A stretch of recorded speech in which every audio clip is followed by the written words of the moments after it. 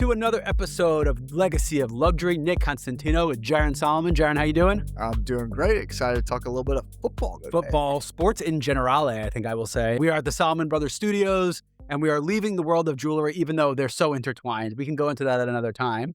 As someone lucky enough to have a World Series ring, that craftsmanship, those Bravos put into that ring is something special. But what we're going to talk about today, you had the pleasure, and may I say, you did a wonderful job as a Georgia fan of interviewing a Georgia Tech player and even just sharing your love and adulation for the program of Georgia Tech in the middle of that interview. Please. You did wonderful. But we were lucky enough to interview Justice Haynes, the star running back of the transfer portal, Michigan, Alabama, right pedigree, landing in our own backyard in Georgia Tech. We had him in here. He did a little shopping. We talked football. We talked coming back home. We're going to air that interview at the end. It was a great conversation. And man, what a kid. He was awesome. Awesome. Can't say enough. And as a diehard dog, I am afraid of Georgia Tech because this kid is good. And he comes from that Saban pedigree. He comes from Alabama, Michigan. And I'm not saying that to compare programs to Georgia Tech, but when you come from that kind of pedigree to make it to cut, he was Michigan's leading rusher and he was out for half the season last year. So just the kind of guy we're working with. And the best part, Alpharetta kid, guy was a Falcon, just so much. It was so great to interview him. So we'll get to that. But we're going to set this up because I want you to hear, just from the standpoint of when we talk luxury, what's going to change in college football. So we don't need to talk NIL anymore. It's been talking about till death. And honestly, no one knows what's happening. It's still but what's going to happen, we know is going to happen. There's now another expense line on these athletic programs' balance sheets. Okay. All the sponsorship revenue, now they're competing for dollars with NIL. There's all this new, how do you make the money back? Yeah. And the natural answer is, well, we're going to have to start charging more. And we went through it with the PSLs and professional football. Yep. They're dealing with it everywhere. And the answer is, if you do, how are you adjusting the fan experience to account for the higher prices? It used to be ad suites, right? Per level, you could have 100 seats. A 14-person suite will out-revenue that hands down. However, we have done those modifications to these stadiums 16 times over. Right. So what is the new version of college football like? And I want to talk a little bit about both what your experience is and then also what the expectations now are. So let's go back in the Wayback Machine. Let's go 19-year-old Jaron, fresh as can be in life, ready to just go out there and conquer the world, going to University of Georgia and going to Sanford Stadium for the first time. Talk about what your expectations were versus what they are now of that college football experience. Oh, man. Well, I can tell you this. Now, can we fast forward to 21 so that mom and dad, I wasn't drinking underage? I don't think that they'd be surprised to know, especially some of the stories your uncle told me about when they were running the bootleg alcohol scheme in South Africa. Yeah. Well, when we went to the game and my parents were with me and I had a little fanny pack full of alcohol underneath. But the old rubber bladder, hooking it right back up to your mouth. Oh, gosh. Don't judge me, folks. That is not luxury. But no, listen, it was unbelievable as a kid going to those games. But, the idea of sitting on hard seats, the idea of not being able to buy a beer, sneaking alcohol in. Right. Or getting drunk enough beforehand. Oh, which is actually, ironically, when they added booze, it was less incidents happening. Because we used to pay $19 for a beer. Back in the day, remember cigarettes? They could put every warning on it, never stop people from smoking. You know what it did? $12 of taxes. All of a sudden, people cut out cigarettes. It's amazing how strong of a factor money is. The dollar works. And so, listen, back then, you had closed-in suites. You had no real club level of any kind at Sanford Stadium. And that transformation has been done in a big way. Club level galore, private access in today's world. And then obviously they're selling a beer on every corner that they possibly can. And the lines, Nick, at a game, it's outrageous. And how many people can drink beer for this long and this hot of a day? And it's just, those first couple games, it's just brutal out there. And the beer line is just and it's not thirst quenching. I mean, I know we like to say it, and I actually playing golf yesterday. It was a little humid and warm out, and that first, your Miller Lite this is amazing. And this is not helping with the hydration issue at all. But look, let's get a purple zero. Let's Gator, that'll do it. If you go back, think about this. In the 80s, we weren't even sponsoring stadiums yet. Think about the evolution, okay? Professional teams have gone through it. The State Farm Arena is a great example. Yeah. They built so much into that arena that it didn't matter if the team has been good. not great, but the team has been good, which always helps. Yeah. Atlanta is a great place for basketball, but that arena can survive without the Hawks. There's so many. There's a barber shop. There are Topgolf swing suites. There's a luxury club everywhere. You used to be able to actually touch the backboard from the Delta Club, which was crazy. No. So I think that's going to be the next evolution is where. And just to give you one anecdote on that, because it's funny, I was in Pittsburgh over the weekend, and when you're driving from the airport and you kind of go where all the rivers meet, you see all the stadiums. Oh, yeah, Heinz, not even Heinz Field. I don't even know what it's called anymore. That's exactly my point, is that now it's like a loser field or some insurance company or something. I don't know what it is. And I'm like, no, that's Heinz Field. Like, that's not Azure Field or whatever the hell is on there. And it's like, that is where it's all going, right? And that's what we've seen. We grew up with Phillips Arena. That's now State Farm Arena. Right. And which is crazy because Phillips stopped really making products while it was still named. Yeah. What did you find? One light bulb that Phillips made? I mean, the names of these companies are etched. Sports Authority Stadium out in Denver. Yeah. That was there forever because it was just so jarring when they went out of business. I know. And the nostalgia kind of stinks a little bit because I grew up with Fulton County Stadium, right? The Georgia Dome. Right. So I think you've seen that massive evolution of dollars. Yeah. And it's also at every point, there's a new way between the patches on the jerseys, between helmets.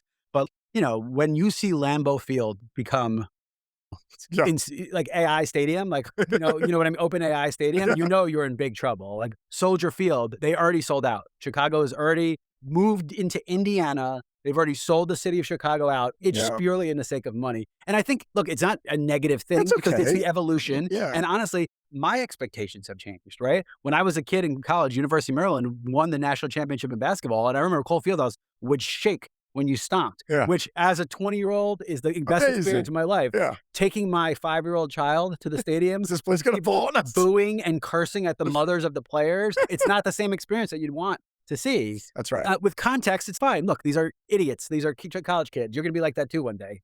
Perspective helps.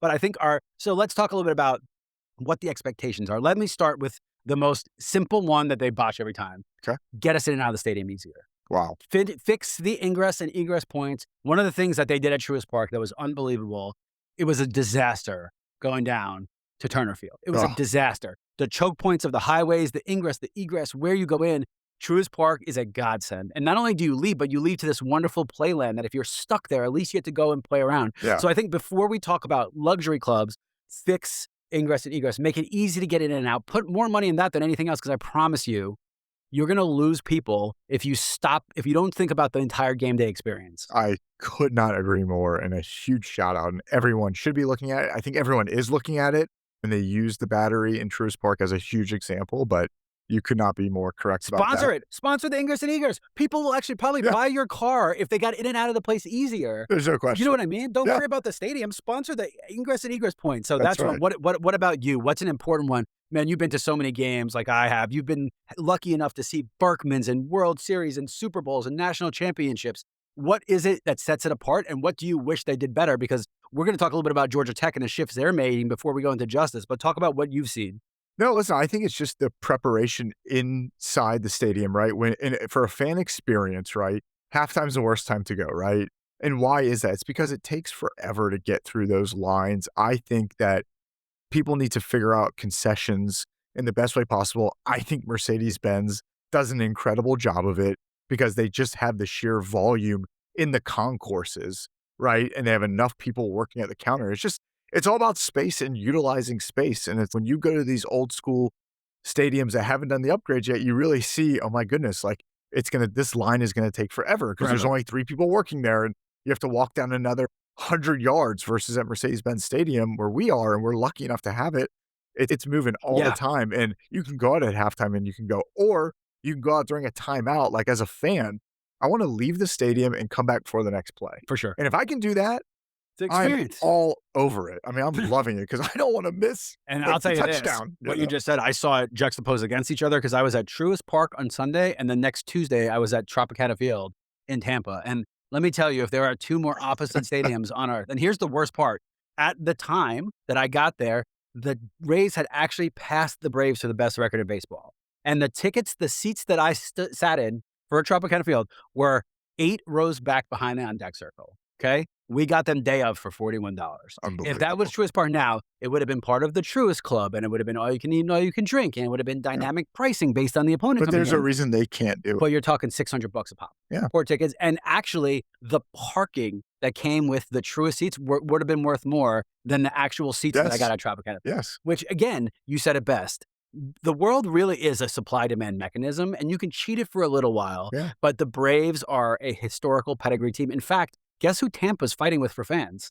The Braves. Because the Braves were in that area before Tampa even existed, the Rays existed. So, all right. So I expect easy convenience of getting in and out, right? I expect that, if you're sitting in the 100 level of a busy stadium, don't complain when people stand up. There's part also on the user to understand if you're going to complain, go sit in a suite and understand that that's the only place where you can be completely control the environment. Otherwise, that's part of the fun of the game. Yeah. So I think that's part of it. And then I absolutely expect to be in a seat that is comfortable in a surrounding that is comfortable. So my knees not jammed together, not on top of people that are on you. Yeah.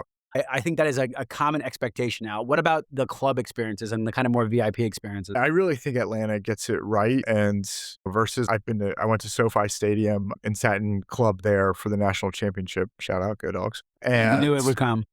And it was a terrible experience. And for all of those reasons, that just the service there, right? The people that are working there. Which you're talking LA. You're talking epicenter. That was the most recent stadium, billions of dollars. A guy that came over from St. Louis, bought the real estate, had all the money to do whatever he wanted. He makes Arthur Blank's money look fake. Right. Could do whatever he wants, owns 6 other teams, and chose, for whatever reason, to let profits and money, making his money back from moving the team, overrule the experience. Yeah, that was terrible. A little bit of rain. The thing was slippery as can be. They had no plans for, oh my gosh, what happens if it actually gets wet in this stadium? People were falling. I'm sure there was a lawsuit that happened, and it was just light rain. Not when you read the back of those tickets. Yeah, just not when you read the back of those tickets. So, I mean, when I'm going luxury and I'm going in suites and I'm doing that kind of stuff, I expect for the service to be absolutely top notch. I've been lucky enough, so have you, to sit in the Truist seats at Truist Park. And so I took someone the other day for the first time. Impeccable. And they were like, hey, what can we get? I said, anything you want. I've had lobster and champagne in those seats before. Just tell them what you want and they will get it for you. And they are so nice and so respectful. And you are back to them, of course. And it's just. And you know what the craziest thing is? Fun. That is a corporation.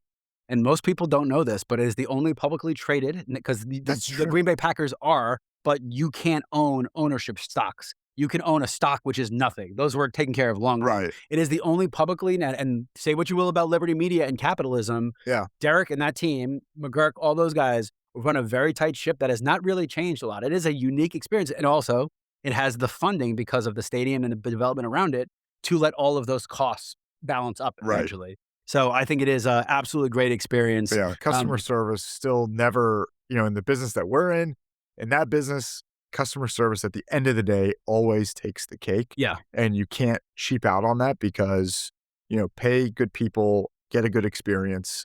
That's what people want when they get And dude, it's more prevalent now than ever. And I don't care. You better be paying attention. Everybody, if you run a store, if you're a brand in your own life, people are paying attention. I will tell you, I went to take my little ones to Topgolf. They're not like yours that they're shooting a freaking 74 already. But my wife had a rough day and I'm like, you know what? I'm taking you guys. So we go and you get there. I was there at 10:45 a.m. It's $49 for an hour of Topgolf. It used to be $25. And the worst part is it took 30 minutes for a server to even come over. Yes. Was all pissy when I asked for water. Here's the problem. If you were going to charge more, the experience should accompany it. If you're going to charge more money, that money should be reinvested even at half capacity to making it a better experience. I agree. So let's talk about our friends at Georgia Tech, because I think we both know the athletic director. We both know the coach. We are very intimately acquainted with them. We know the sponsorship people. Yeah. They're doing it the right way. Yes. And winning football is incredibly important. But let's take a step back and realize that this is one of the most prominent institutions in the country. Yeah. For academics, let's realize that this is one of the few stadiums of 100 years old in a metropolitan area with a city skyline. Yeah. They have so much working for them. Yeah. You can't take and do one or the other. It's not the chicken or the egg. Right. You need the team to play well with the investment to be done in the right places. And I think they're doing it. So let me just read a couple of things that we got going on here. So they're working on improved seating throughout the stadium. This should make you feel good because our sponsorship is paying for some of this. Yeah. So this should make you feel. This should make you Enjoy feel good. jackets. New club and hospitality environments, and I think that those things are important to separate. Club is your seats for the game. Hospitality is I want to group up 100 alumni, or I'm a BlackRock or a company that has got someone who's got a CFO or something from Georgia Tech that wants to bring a team. Right. You need those spaces, and they can't be built to have the same people every time. They have to be built to be rented. Yeah, almost be a little bit different. Yeah, it has to be a little bit different. So my phone's ringing in case anyone's wondering if they hear that sound going off. We're going to keep pushing on through it. It's a prank call. I've been getting prank called about Google services for robocalled, Fulton County cops, Georgia State. We got to figure out how to get around this. It's unbelievable. And like the answer they tell you is just keep pressing hang up and eventually you'll fall off the robo list. But like, where is the government? I don't understand. They're impersonating state entities. It's wild. So we got expanded premium spaces, upgrading video and game experience. All right, let me ask you this one. How important is the halftime show and the replay wipes and that in-game experience to you when you go to a game? Honestly, I don't know if this will surprise you or not, but it's incredibly important to me. And maybe this is coming from kids in entertainment, but my goodness, growing up, it was always the worst part of going to a game because dad didn't want to go wait on the lines, right, at halftime. So you stayed in your seat at halftime, and it was just boring as can be. And the halftime entertainment, shout out to my boy Coonan over there at the Hawks. I think the entertainment, whether it's for me or not, it's hit and miss every game. Yeah. But the bottom line is there's entertainment trying to happen. And when I take my kid to a Hawks game, it is one of the best experiences in the fact that the downtime is not down. There is no downtime. For sure. And I think that as a fan, and especially taking a 7-year-old and a 5-year-old and even a 12-year-old, when they will enjoy the game so much more when there's a fun. I went to the Atlanta United game a couple weeks back, and at halftime, they just had people kicking the ball from the 5-yard box. How close could you get to center field?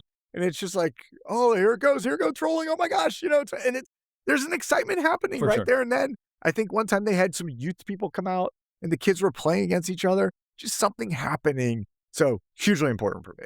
Yeah, absolutely. I agree with you. And I will say this. I think as I've now got into this marketing role, I'm more hyper aware of it. Yeah. I'm more hyper aware of the little things, of the nostalgia. Are the people that they bring in local? I remember I was at a Hawks game and they brought in these, it might have been the Tech basketball game, but they brought in these older people who were doing like these intense hip hop dance moves. Oh, is that the Tech? And I was like, that's cool because they're local people. It's not what you expect. And it's not like they're going to go on to freaking Juilliard, but it's really fun to watch those things, to see them in the crowd, to know they're fans. And I think even the replay wipes, not that they're sponsored, but that there's something about it that is compelling. They don't just replay it on auto. And the other thing I'm going to say is that usually in the regular season, I like watching on TV. But now when you become hyper aware of the playoffs, man, there's so many TV timeouts. It's excruciating watching the NBA Finals on TV. It's 3 hours and 15 minutes. It should be 2 hours and 15 minutes. They add an hour of commercial time, and those commercials suck. Watching a game in stadium, that would be the best place. Could you imagine being in New York last night for the Knicks versus the Spurs? Could you imagine? How much are those floor seats going for now? I've seen 100,000 plus is the cheapest I saw for it. It costs $6,000 just to get in the building, just to get into the building, which is just wild. And then to watch them lose was not great. But all right, so I think that Tech is doing it the right way. I think justice is a big part of this. I think if you combine the pedigree of the school, the pedigree of the athletic institution, the pedigree of going out and spending the right resources and getting the right players, I think the Jackets have a lot in store for them. I'm excited to see what they have, and I will just leave it with this. Every team has to find what they're best at, and they have to embrace it. The Braves had the gumption to go build this entire ecosystem. They had never been in real estate before. They went and did this. Yeah. The Falcons led into, this is a global city that doesn't have the stature it deserves. We need to be a part of that. Every team, the Hawks this is the epicenter of hip hop culture. We are going to lean into it and embrace it, but make it welcoming for all. Yeah. I think the teams that are able to lean into that, and I'll give you an example, that LA is a really hard place to do that. Yeah. Right? Especially if you're a new team. The Lakers, man, it's the Lakers. You don't have to stay anything. You go to the Staples Center, you're lucky to even get to the Staples Center. There are few programs in the world, like TD Garden is another one, that get to do that. Everybody else, you better find what you're good at, double down on it, and make sure your brand message the United is a great example, right? I'm a big fan of everything they've done, Yep. but they counted their chickens before they hatched. Yeah. That team was really good at the right time with all this hoopla, selling out 70, 80,000 people to, holy crap, Atlanta fans are very fickle. We're not winning anymore. Yeah, close off the top of the stadium. So it is the same things we preach in jewelry. Know who you are. You can be something to everybody if you take the time to think about every single person. It's not all about the people at the top, because those people at the bottom, 20 years down the road, when they have the money, they're not going to forget those experiences, good or bad. They're not going to forget them. Yeah. So I will say, we briefly talk as we go over to Justice. Talk about just what caught you off guard, or what, when you were talking to him, what was the most compelling thing about him and what he said? Oh, I think the most compelling thing was definitely his journey getting injured, and the amount of rehab that these guys do across the board. And the work that they put in is just second to none. They are trying to make the league. They are trying to go on and do amazing things. And this kid is no different. Yeah. And he was an awesome, awesome young man. And I thoroughly enjoyed it. And I think that he has rehab big time. And he's going to be just as fast. And, because he made sure of it. And he made sure that, hey, an injury's not going to hold me back. And then he also got out of, I'm going to give a shout out on a positive note to NIL, but also just the transfer portal itself, because I actually think he transferred the ways that you should be transferring. He went to go play under Nick Saban at Alabama. Nick Saban then left. Okay. That's the guy he went to play under. For sure. And that should be able to get out the of guy, there. period. And the guy, but the guy that he went to play for, whoever it is, left. He should be able to leave as well. Yeah, that's an exception. Which he was able to. And so he obviously met Brent, and they got along great, as everyone does. And who is just to say about him, straight shooter isn't even fair to be saying straight shooter. Yeah. He is an offensive lineman in theory and in execution. There's no mincing words. No. We don't have time for this stuff. They're training hard, but he is also somebody that will listen, and he could be a bro, he could be a mentor, he could be a father figure. He knows what he needs to do to make success happen. Yes, and I think he'll make Justice great, and this is Justice's last year of eligibility, as you'll hear in a second. And I mean, I definitely think he's going to make the most of it, and I am definitely scared as a Georgia fan. Without further ado, an exclusive interview with Justice Haynes for Legacy of Luxury. Check it out, and we will catch you next time. We are here at Solomon Brothers Jewelers in Buckhead. Welcome back to the big city, my friend. Glad to be back. You've been in Tuscaloosa, you've been in Ann Arbor, but now you're back to the big time city. Back home. How's it feel? Feels great. Truly blessed to be back home, to put on for the city where I grew up, where I was born and raised.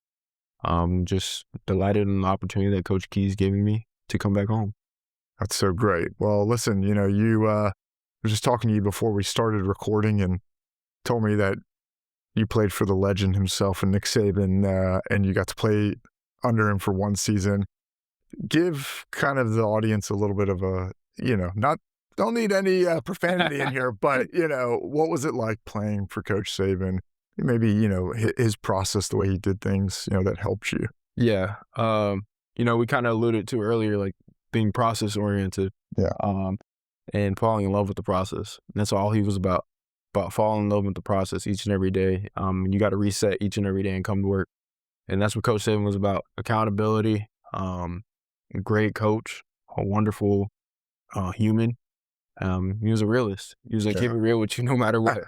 He was going to tell you how. He wasn't sugarcoating it. He wasn't sugarcoating it. And that's what everyone loved about Coach Saban. Like, he was going to tell you how it is, and he was going to get the best out of you.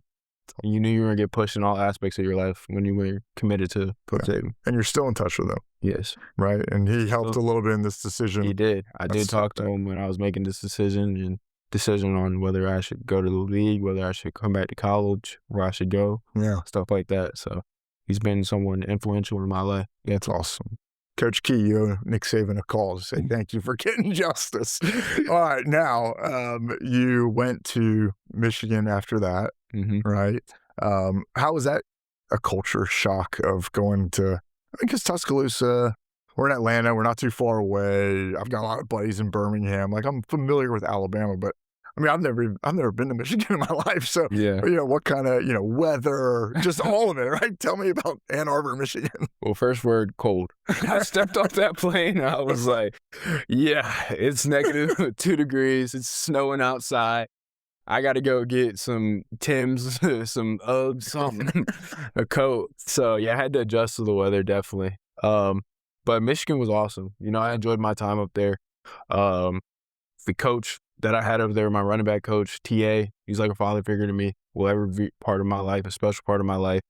Coach Moore was great for me. The program, 2 blue bloods. I went from a blue blood to a blue blood. Program ran similar in a lot of ways to that, because Coach Moore took under Harbaugh, and Harbaugh he's a legendary coach just like Coach Saban. So all about just blue collar, work hard, put your head down, and they want to run the football, stop the run. That's what they pride themselves on, and that's what Coach Saban prided himself on as well. So stopping guys like you. yes. You don't make it easy on them, and unfortunately, you hurt your foot. Mm-hmm. And how was the rehab process? How long did it take? Just kind of give people a little glimpse on, you guys, you athletes, like, it's unbelievable how hard you work to get back to full speed, and I'll never understand that. I know Nick back there will never understand what running hard is. So, give us an idea on the rehab. Yeah, so when I broke my foot, it was I actually broke it during the middle of the game. I played the whole game through it. I broke it in the second drive. Didn't know it was broken. Just thought I got my foot stepped on. So I was just like, I just kept coming to the sideline. I'm like, my foot hurts. Came to the locker room. I was like, I think you trainers taped my ankle too tight. We activated after the game. It was broke. So I knew I was going to have to get surgery. So I got the surgery. Then it was the rehab process. It started. So when the rehab process started, we were still in a spot where we were competing to be in the college football playoffs. So the plan was for me to come back that first playoff game. Wow. So it was just attack the rehab, do everything I possibly could, see the doctors I needed to see. I flew out to Birmingham to get the surgery. Saw doctors here that I knew, PMF machine, hyperbaric chamber. I mean, I'm staying up late at night doing rehab. Just trying to get back right, and it was a smooth process. Because to give folks, this was week 7. Yeah, I mean, we're talking about, we got to get here in 5 or 6 weeks. We got to get back. Yeah, I had like 5 to 6 weeks that you can come back from. Usually they said I was supposed to be off my foot for 6. It was like 8 weeks. Yeah, really like the timetable. I think the playoffs would have been 7 weeks, so we were gonna try to move it up 1 week. Yeah. And try to get me out there running. But then once we didn't make the playoffs, we kind of extended the window, knowing there's no need to rush it back. So we did that. We were very smart with it. My foot feels great. Feel better than ever. So ready to get back to work. All right, well, let's talk about, you are back. You're playing for the Jackets. Give us an insight on the season and, maybe with Coach Key and kind of what the expectations are. I mean, I'm born and raised here as well, and the expectation of Jackets fans, people don't realize that they're hungry, and they are hungry to win championships. Yeah. You're not just playing for wins and losses. You're playing to go all the way. How you feeling? 100%. Yeah. The team, the environment on the team has just been very, really, really well since I came in. Right. The way that the brothers have accepted me in. And we have a special team. We got a good group of older guys to lead. Got a good group of younger guys that are buying into the process. And then now it just takes continue to keep improving each and every day, buying into what Coach Key's instilling in us. And I think we've done a good job of that from the winter, starting with jacket drills to the spring. Now we're about to start this. We call it the third quarter. We break it up into quarters, essentially, in a way. So we're about to start this summer cycle. It's just continue to buy in the process and continue to keep improving. But we say it all the time, like, our goal is to win a championship. It's not just to go, they went 9-3 last year. Like, that's not the standard around here no more. The standard is to win ACC championships, win national championships, and do special things. That's amazing. Well, very good. And I know this is your last year in college football, and hopefully heading off to the league after this and put some hard work in. I know. So, listen, best of luck, in this upcoming season, and we're thrilled at Solomon Brothers to be partnering with you, not just as an athlete, but somebody that's born and raised here and really someone that represents the city in a great way. And full disclosure, everyone knows I'm not a Georgia Tech fan, but I've certainly become a much bigger one today. Yeah. And watching you, we will be rooting for you very hard. And we appreciate you kind of representing Solomon Brothers already in the way that you are just in this visit today. And it's been an absolute pleasure. So thank you. Pleasure's all mine. And thank you. I appreciate you guys. Thank you. We are here today at Solomon Brothers Jewelers here on the 17th floor here in Buckhead with Justice, who is the star running back now for your Georgia Tech Yellow Jackets.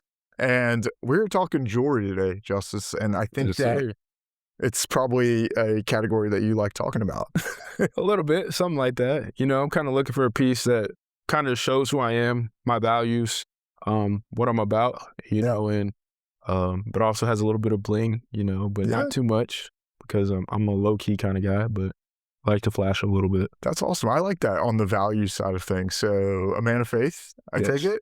Yes, and definitely. So trying to maybe speak to that a little bit in the piece. 100%. But look good while you're doing it. Got to. There's nothing wrong with that. Got to. All right, so we're looking at some jewelry here in the case today, and we're really talking about picking some elements of different things and then kind of rolling with it. So, a couple of the pieces that you see in here, you see anything you like?